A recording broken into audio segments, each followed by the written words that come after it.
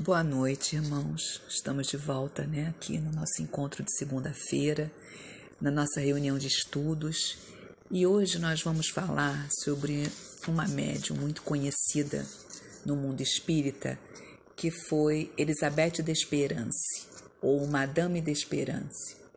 Elizabeth Desperance, ela é nascida sob o nome de Elizabeth Hope, mas melhor conhecida, como Madame Desperance.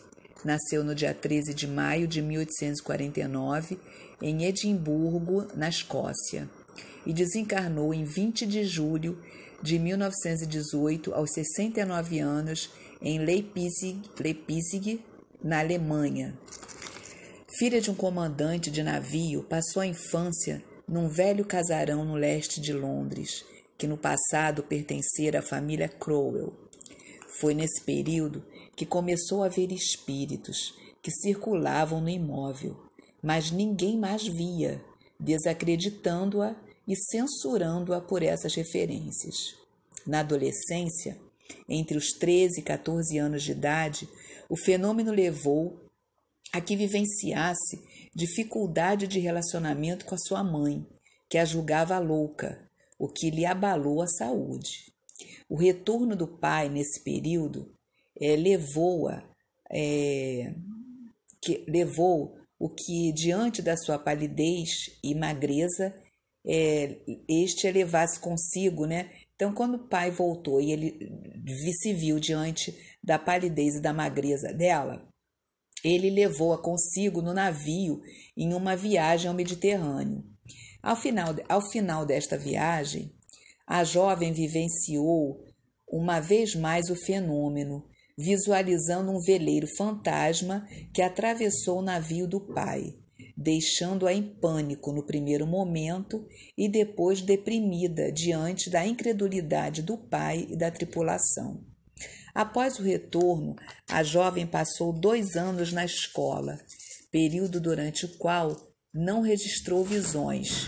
Ao final do período, necessitando, como as demais alunas, concluiu as suas tarefas e preparar-se para os exames finais. Uma das tarefas era uma composição com o tema "O que é a natureza?", acerca da qual a jovem não conseguia inspiração.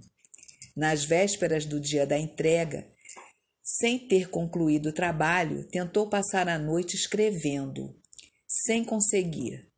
Na manhã seguinte, ao acordar, encontrou-a pronta com a sua letra, inexplicavelmente. Aos 19 anos, foi desposada pelo Sr. Head, 1874, passando o casal a residir em Newcastle upon Tyne. Isolada na nova residência, com a companhia do marido e de um outro visitante, passou a conviver com as visões, o que muito a angustiou. Nesta época, ouviu falar no espiritismo e nas mesas girantes, por intermédio de um casal amigo. Nessa mesma ocasião, encontrou-se com sua mãe, que estava doente, necessitando de cirurgia.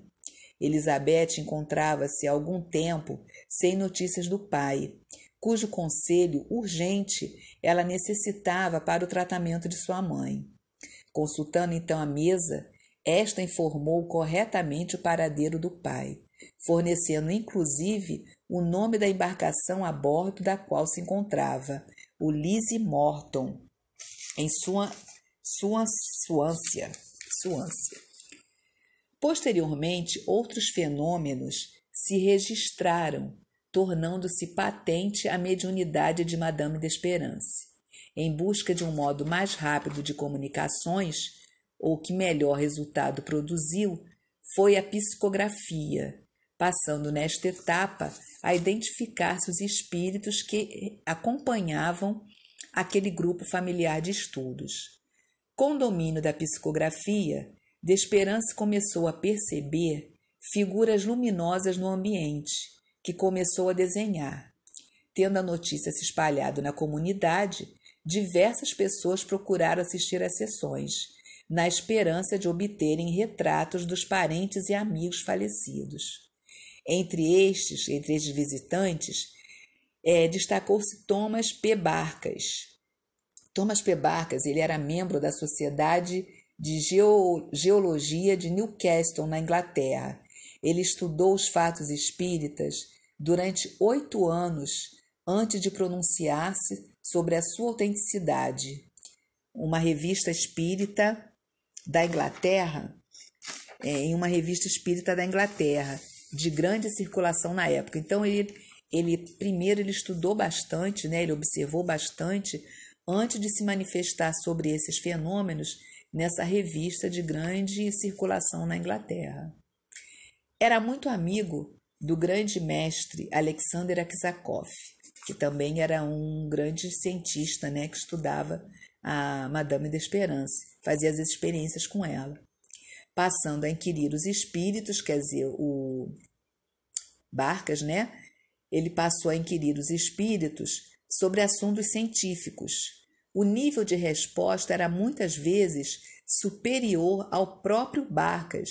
Sobre essas experiências, Barkas registrou: deve ser geralmente admitido que ninguém pode, por um esforço normal, responder com detalhes a perguntas críticas, obscuras em muitos setores difíceis da ciência com que não se é familiarizado.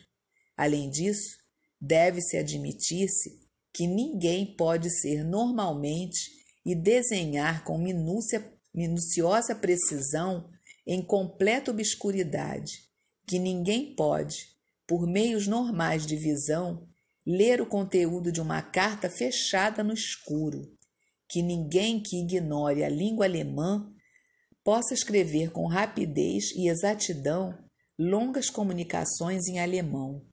Entretanto, todos esses fenômenos foram verificados com essa médium e são tão acreditados quanto as ocorrências normais da vida diária.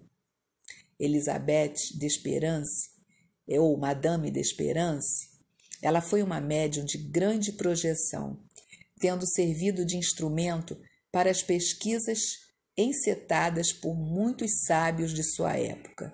Sua carreira ao campo mediúnico alcançou grande notoriedade, abrangendo o continente europeu e principalmente a Inglaterra. Apareceu em público pela primeira vez graças à interferência de Thomas P. Barkas. Nessa época, a médium era uma mocinha de educação média. Entretanto, quando em transe mediúnico, demonstrava bastante discernimento das coisas, revelando um grau elevado de sabedoria, muito acima do consenso geral. Extensas listas de perguntas eram elaboradas por Barkas, abrangendo vários aspectos da ciência, e as respostas eram obtidas com incrível rapidez, e geralmente em inglês, porém algumas vezes em alemão ou latim.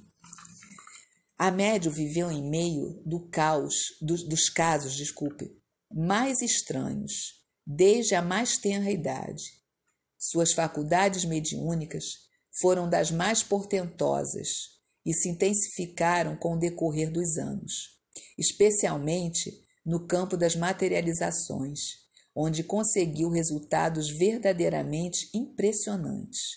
Na obscuridade, escrevia respostas as mais sofisticadas às questões formuladas por pessoas que a buscavam, em uma biblioteca inteira.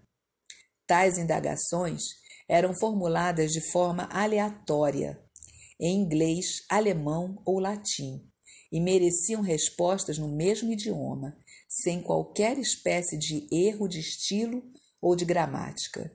Por seu intermédio, encetaram-se várias e frequentes experiências com o espírito de belíssima jovem árabe, de negra e ondulada cabeleira, de pele morena e muito graciosa.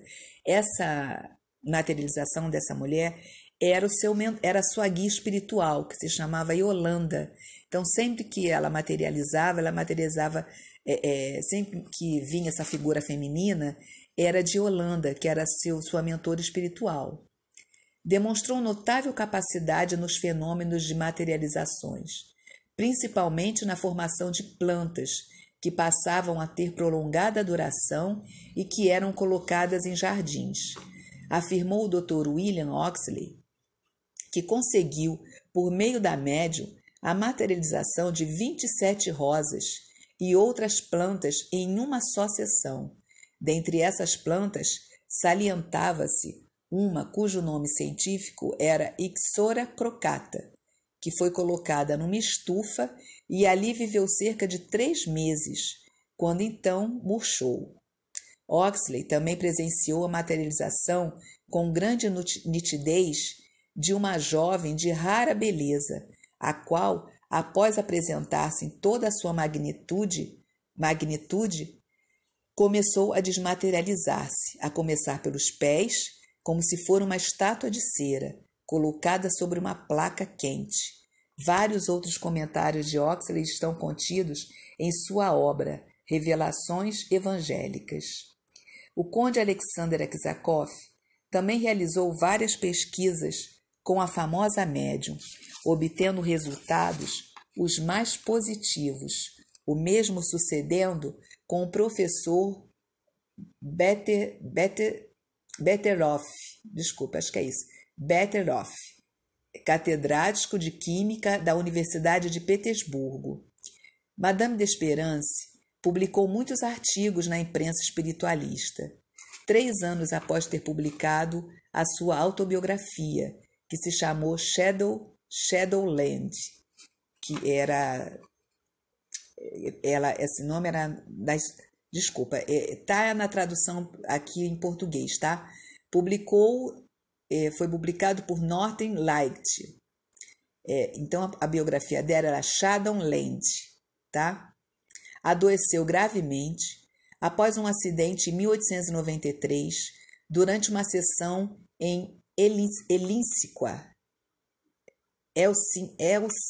Gente, esses nomes ingleses e alemão me confundem um pouco. Helsinqua, na Finlândia, quando um pesquisador agarrou de súbito o espírito de Yolanda, materializado, na ânsia de comprovar a existência de fraude no fenômeno.